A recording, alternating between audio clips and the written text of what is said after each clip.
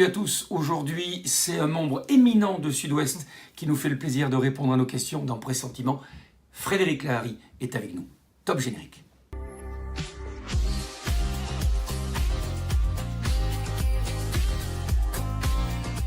Bonjour Frédéric. Bonjour. Merci de nous recevoir même dans vos locaux, ici même à Sud-Ouest. Vous êtes... Quel est votre poste d'ailleurs à Sud-Ouest ? Je suis responsable du service des sports. Voilà, alors pour vous avoir beaucoup lu, c'est aussi pour ça que je voulais que vous puissiez être avec nous dans Pressentiment. Comme à l'accoutumée, je vais vous demander s'il vous plaît de prendre une question extrêmement compliquée, je ne vous le cache pas, c'est pour ça qu'on l'a appelée question piège. Vous allez s'il vous plaît la lire à haute et intelligible voix avant que nous passions aux premières séries de questions. Alors, Tony Britten est le compositeur de la musique de la Ligue des Champions. De quelle nationalité est-il ? je vous laisse réfléchir. Nous, on va respirer aussi un peu et puis on se retrouve pour la première série de questions. A tout de suite. Est-ce que vous pouvez nous donner votre numéro de carte de presse ? 70 941. Ça veut dire que vous êtes journaliste depuis quelques années, c'est ça ? Ça fait 27 ans que je suis journaliste, depuis 1991. Avec la même passion ? Toujours. Quel sport avez-vous pratiqué et à quel niveau ? Alors j'ai surtout pratiqué le football à un niveau très faible de district, dans un petit club des Landes qui s'appelait l'US Pontinx-les-Forges. À quel poste ? Et je jouais milieu de terrain, numéro 8. À part le foot, quel sport aimeriez-vous couvrir à haut niveau ?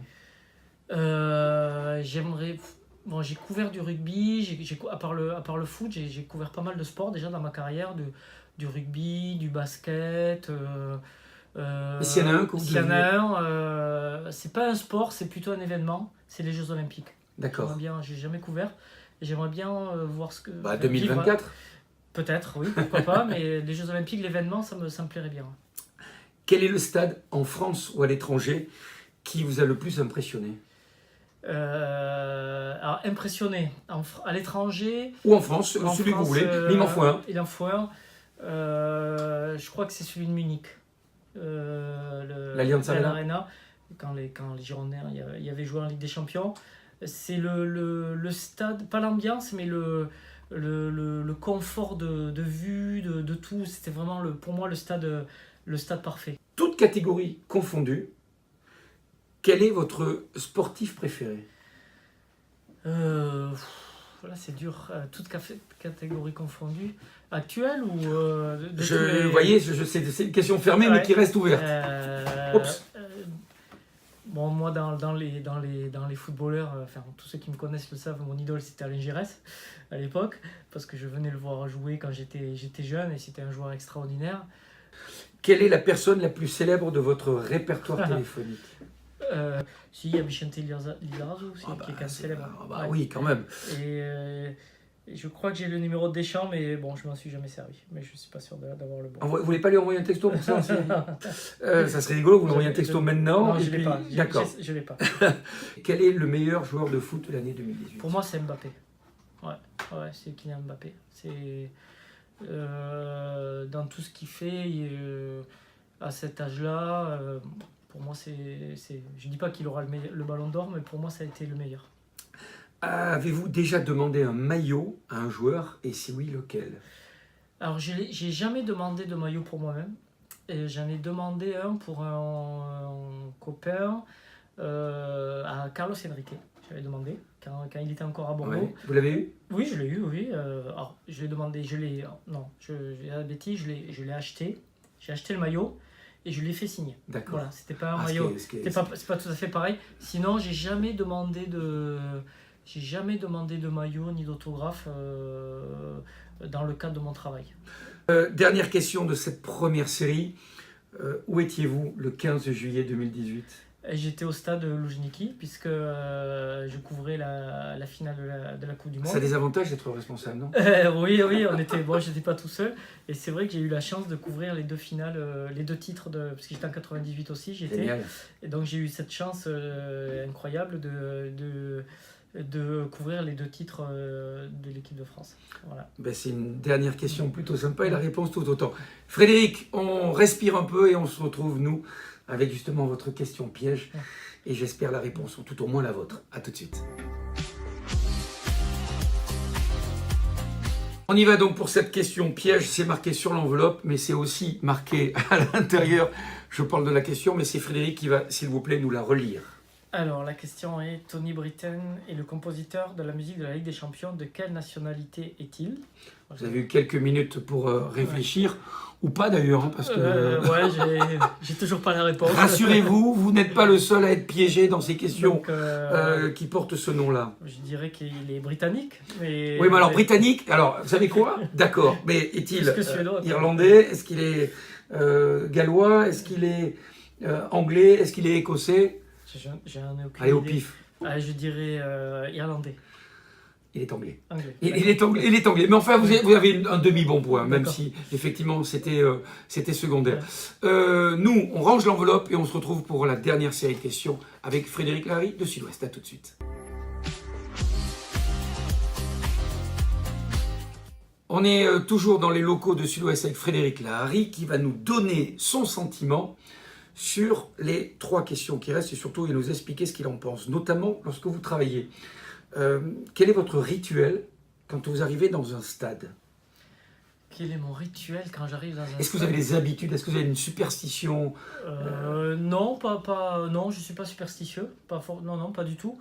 J'aime bien arriver tôt dans un stade. J'aime bien arriver au moins 2 heures avant pour savoir où sont les zones d'interview, repérer quand je connais pas le stade. Ouais. C'est vrai qu'après, au bout de certains temps, on connaît bien tous les stades de Ligue 1, tous les parkings, tous les accès. Mais j'ai pas de rituel. J'aime bien m'installer dans la salle de presse, être tranquille et rentrer tranquillement dans le match. J'aime pas arriver au dernier moment. Ça me perturbe. Les fois où ça m'est arrivé, ça me perturbe. Il faut que je Vous appréciez finalement voilà, l'atmosphère. Voilà, tout à fait, ouais. Puis être tranquille, ouais. Quel est votre avis sur l'assistance vidéo? Moi, j'y suis favorable. À partir du moment où on se dit que ça ne résout pas tous les problèmes, que c'est une aide à l'arbitrage, pardon. Et moi, je suis plutôt favorable, sachant que il y aura toujours une part d'interprétation, puisque derrière l'écran, dans la cabine vidéo, il y a toujours un homme et qui aura toujours une interprétation. Et on se rend compte que même avec 12 ralentis, parfois, on n'est pas sûr. Mais je trouve que c'est plutôt bien parce que ça permet quand même assez souvent de réparer des erreurs. D'accord, d'accord. Vous avez vu, j'ai laissé un blanc, hein, au cas où vous ayez quelque chose à rajouter. Et enfin, dernière question. Frédéric, est-ce que vous avez une anecdote qui a marqué votre mémoire de journaliste sportif? Si vous deviez en retirer un moment fort, ou quelque chose qui vous a surpris, qui vous a réjoui, ou qui vous a attristé finalement?